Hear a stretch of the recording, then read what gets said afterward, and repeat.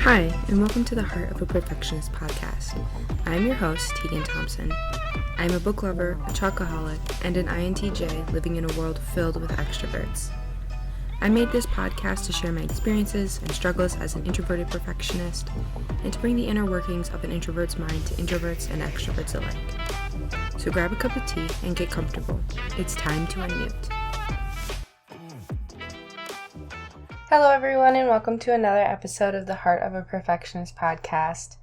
I hope you all enjoyed your week and are enjoying your weekend. I know it's a little rainy, but sometimes we need rain, and so it's nice to get rain. I love rain, so personally I'm super excited about the rain. I'm also starting to see the leaves change color and fall, so I'm just so excited. I love fall as a season, and it's making me really happy already. So, yeah. A couple weeks ago, I was talking to a couple of my sisters, and we were talking about some of my previous podcast episodes. And at one point in the conversation, they kind of turned to me and they're like, you don't always do the things that you discuss in your podcast. Like, you give advice and you say, like, how to work on things, but you don't always do those things yourself. And at first I was, like, a little worried because I was like, am I being hypocritical in my podcast? Am I not being honest or something? I don't know. However, I responded to them by saying that, I'm not perfect and nobody's perfect, and that I'm still working on a lot of these things that I discuss about in my personal life, and that's okay. You're never going to be perfect, and you're always going to be working on things, and that's okay. It doesn't mean you can't discuss them. It doesn't mean you can't have these conversations and be open about them. So it actually got me thinking, and this week I'm going to kind of be really vulnerable with you guys and discuss something that is a particular challenge for me, and that is people who have the need to always feel right. This is something I hear about myself on a weekly, if not daily maybe, basis, from friends and my sisters. Always saying, like, oh, you always need to be right. Why do you always need to be right? It's just a conversation. You don't have to always be right, and stuff like that. And yes, I am aware of my need to be right. And it's a part of myself that I don't particularly like, but I am trying to work on it and grow from it. But it is a journey that is pretty difficult. It's a big journey for me, changing a lot of things about myself, so it's pretty difficult. And I kind of just want to talk about why, because I know that there's other people out there who have this need and this feeling to always be right in conversations and stuff like that. And so I kind of just want to talk about why it's difficult and why it happens. So essentially, it's a way of creating a false sense of security. So people who always feel the need to be right often adopt a type of dominant body language that they anchor to their identity to. So their identity is kind of like centered in them being this dominant type of person. And what I mean by that is, people who often feel like they need to be right display an image or a persona of themselves based in security, superiority, and arrogance, with the idea that their opinion is the only valid opinion. And people who feel the need to always be right, like, most often grew up as the smart kid or like they were always told that they were smart, right? Like everyone around them told them they're smart, from their friends to their family to their teachers. And they received good grades, which only confirmed these things. And from this, they often like to educate themselves on various topics in order to be able to voice their opinion as much as possible. So basically, when someone who feels like they always need to be right and grew up believing that they were always right, when they are proven wrong, this can make them feel lessened, defeated, and humiliated. It essentially can upset their personal identity and how they view themselves, and results in feelings of fear and inferiority. And that's why they can get so defensive and aggressive when you try to say, like, no, you're wrong, this is actually true, or your opinion isn't accurate, and stuff like that. It feels like a personal attack to them, because their identity is based and grounded in this idea that they are smart and that they are, like super intelligent, and the feeling that they need to show that. So essentially, when people are showing that they always need to be right, it is a defensive strategy. It's a mechanism or a strategy that these people use to demonstrate their intelligence and their experiences they've had, as well as validate themselves. And when I say validate themselves, I don't mean validate themselves to other people. I mean people who need to be right are actually trying to convince themselves of their own value. They're not sitting there arguing with you saying, I'm right, I know I'm right, because they want you to know that they're smart and intelligent and right. They're convincing themselves that they're right and that they have that intelligence that they grew up with their whole life, and that no one can take that away from them.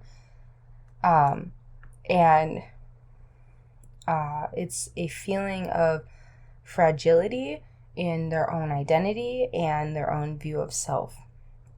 And so this is where I'll get a little vulnerable with you, is that personally, I grew up as that smart kid, right? I had friends, I had family, I had teachers all telling me how smart I was and how great I was at school and where I could go in life if I wanted to push myself to go there. And to this day, I have friends who still introduce me by saying things like, oh, this is my friend Tegan, she's really smart. And, it doesn't bother me necessarily. I think it bothers me a little bit more now just because I'm aware of it. But when I was younger, it was like, I loved being introduced like that. I was like, yeah, I am smart. And it kind of just continued to validate that part of me. Why now it bothers me a little bit is more than it used to, is because I've recognized that I haven't viewed myself as much beyond that. I haven't viewed myself much more than the smart kid. And because of that, I believed and still continue to believe that all my value as a friend, as a sister, as a daughter, as a coworker, as anything, right, is based in my intelligence, that my value is my intelligence. And that's how I grew up, and that's how I kind of continue to view myself even now. And when other people kind of say those things about me, it only makes me think that those things are true. Being aware of it now, it bothers me because I know that my value goes beyond my intelligence, and I want other people to see me as see that value in me as well, and not just view me as that smart person or anything, especially since I know that I'm not the smartest person, and that there are a lot of people out there more intelligent than me, right? And beyond that, there is more than intellectual intelligence, right? You can be intelligent in so many ways. You can be intelligent in terms of music and art and cooking and sports, in writing and all these other things. And I know that I don't know all of those things. I might be book smart, but I'm not smart when it comes to having to play instruments. I'm terrible at playing instruments. Yet there are people out there who master multiple instruments, and that's impressive. Or people who know multiple languages. To me, those things are so impressive and things I wish I could do. And it just reminds me that there are different types of smart. And so being labeled as smart kind of hurts me, because first thing, I believe everyone is smart in their own way. Everyone has something that they are good at or talented at and can pursue. And it doesn't matter what that talent is, you're smart and intelligent in that field. And that's what's important. Also, it hurts me because I, like I said before, I don't want people to only see me as someone who is smart. I am more than that. I find myself to be loyal and compassionate. I love to draw, which there's not a lot of people who know that about me. I haven't done it a lot recently, but I do love to draw. I love to play sports. Like, there's all these other things about me that I wish people talked about, but when it comes to me, I've grown up believing that my identity and my value is that I'm smart. And so currently I'm working on re-identifying myself. Right? I'm trying to take away the belief that who I am is someone who is smart, and rebuilding that up with who I really truly believe I am. And I'm still working on that, so I'm not going to share that with you guys yet. But for me, this involves starting small. And when I say that, I mean, for someone who feels like they need to always be right, I eventually want to be aware of other people's opinions and give them the opportunity to voice those opinions without me having to voice my opinion that may contradict theirs, or without me having to get defensive, right? And I want to be able to do that when anyone voices any type of opinion, unless it's offensive in some sort of way, then I'll probably voice my opinion. But when I say I'm starting small, I mean I'm starting with looking to, do that at least once a day, and kind of just finding someone who voices their opinion, and maybe it contradicts mine, maybe it doesn't, but just letting them voice that opinion and let it be there, and kind of just listening to them, and that's it. And then eventually building up to doing it more often, so that I can slowly build that habit, right? I want it to be a habit, so that it's not something that I just force myself to do a lot really quickly, and then I don't continue to do it in the long run.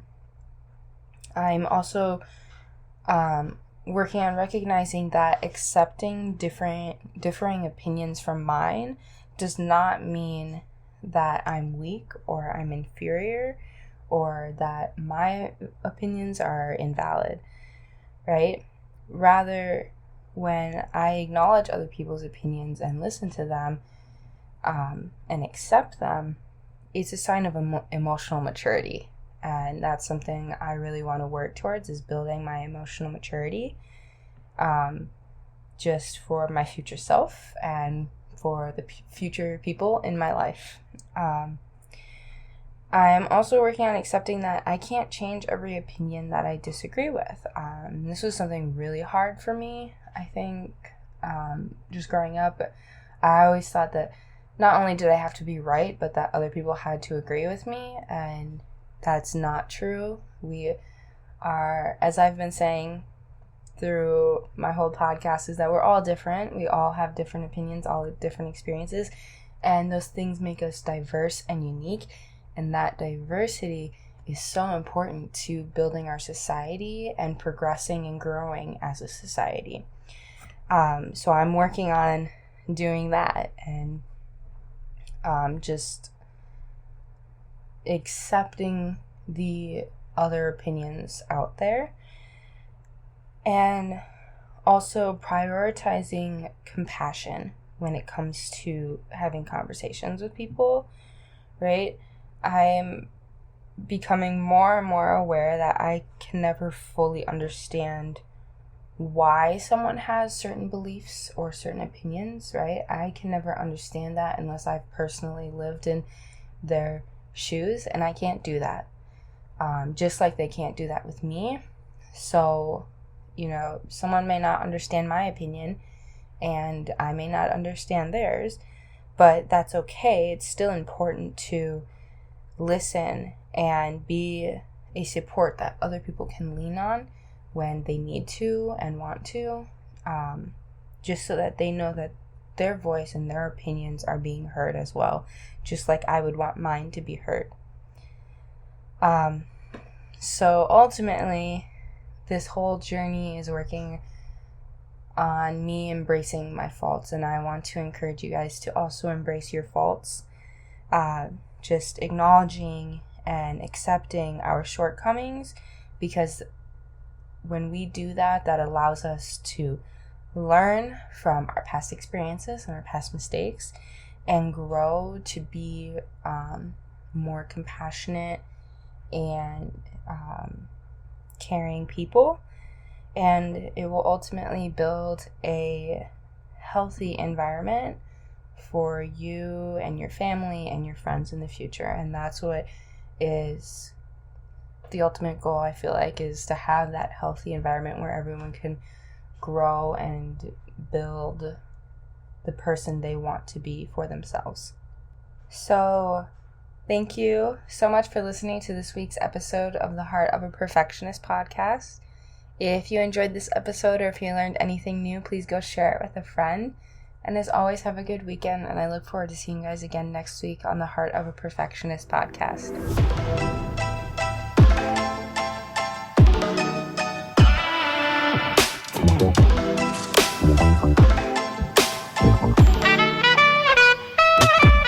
Wow.